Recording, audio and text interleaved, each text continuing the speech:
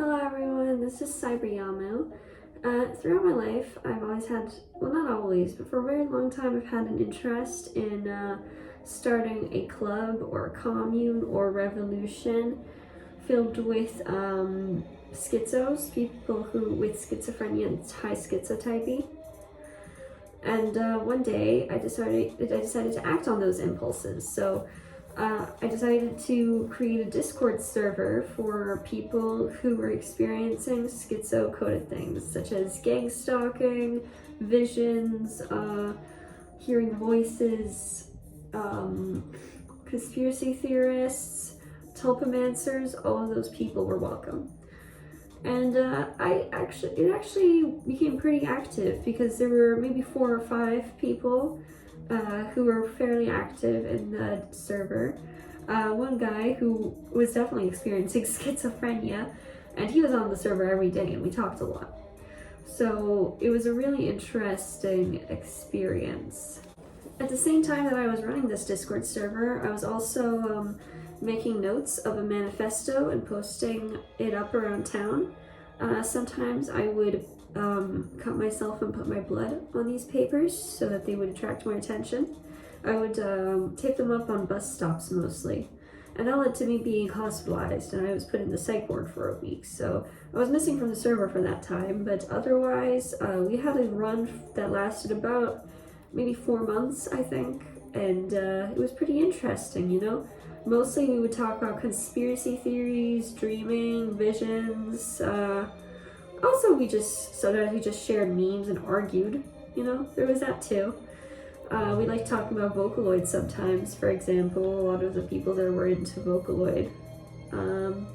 Yeah, it was generally pretty chill, but not every once in a while, but like, you know, maybe 3 or 4 times a day something crazy would happen. And for example, one guy would often send pictures into the lounge and say that there was a demon or a fairy in them, but really they were just pictures of the ground. That was pretty odd. We would scheme of ways to escape society. One guy had a plan to take a motorhome and live in the mountains or something. I don't know, he did eventually end up trying that, but he came back a while after. Last thing I heard from him actually was that he was going off to live in the forest, but he's changed his profile picture since then, so I assume he's come back. And I'm not going to contact him because I just want him to move on with his life, but I hope he's doing well. And we also talked a lot about anime, yeah. Past experiences with psychiatry that we found unpalatable. I talked a lot about my delusions at the time, such as that there was a machine inside of me, and that the wind was a stand-in for the devil. I talked about that a lot. I also talked a lot about starting a schizo revolution in the notes and in the server. And they were on board with that. They also wanted a schizo revolution. And all of us reclaimed the term schizo.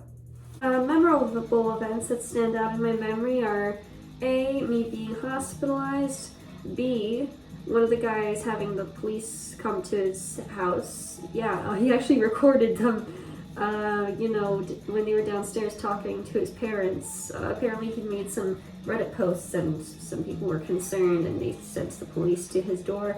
I still don't know what those posts were. But yeah, that was pretty odd. There was a lady there who kept posting stuff about how she's being tracked by the government. There was another guy who said he was being gang stalked. There was another guy who kept having dreams about hell. It was a really interesting group, to be honest. But mostly we just chilled and talked about philosophy and our magical beliefs.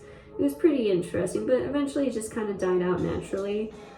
By the time I'll have posted this video, I'll have deleted the server.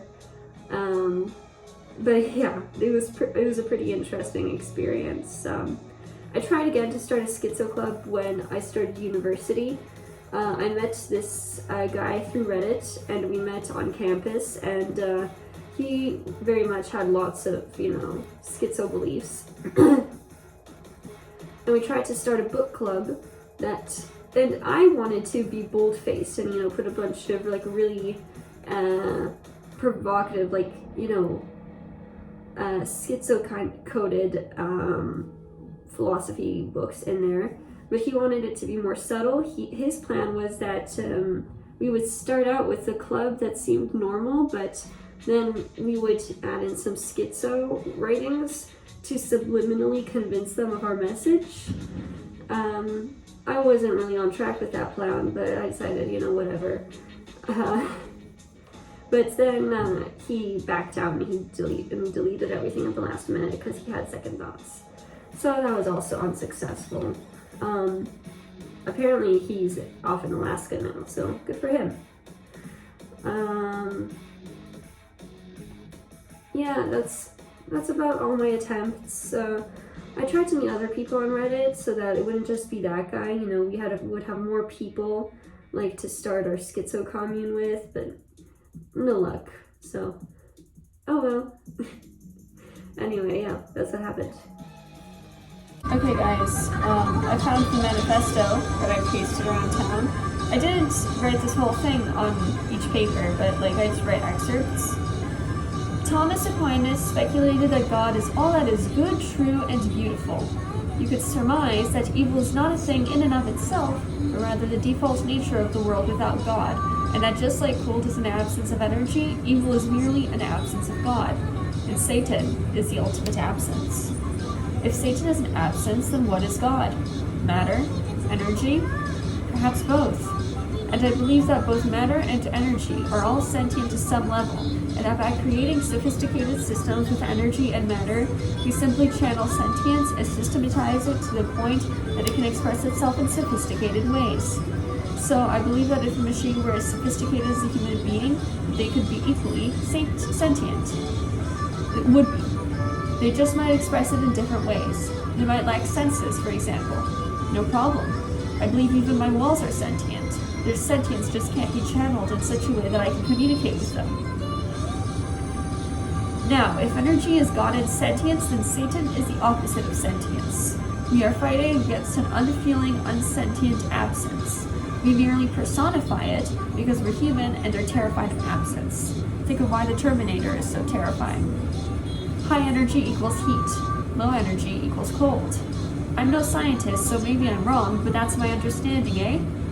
If high energy equals God and low energy equals absence of God, then heat and cold are God and Satan at play. And what does heat do? It deterritorializes.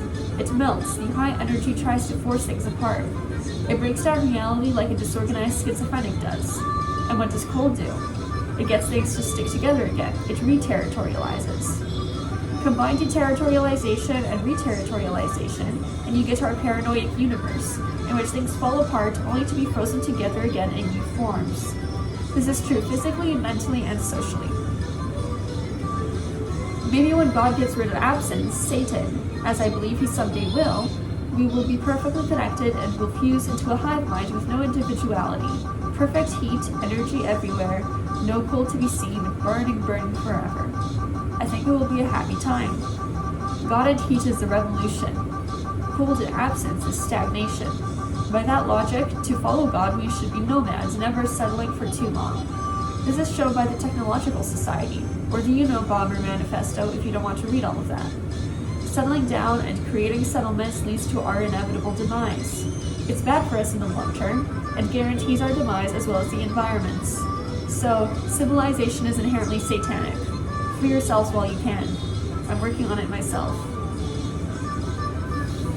So yeah, it was an interesting time in my life. I have a lot of memories from that. Also, my pseudonym in the server was Anya, so if you see people referring to me as Anya, then that's why, but that's not my actual name. Okay, I think that's gonna be all for this video. Cybrion out. Comment down below if you've ever started a schizo commune.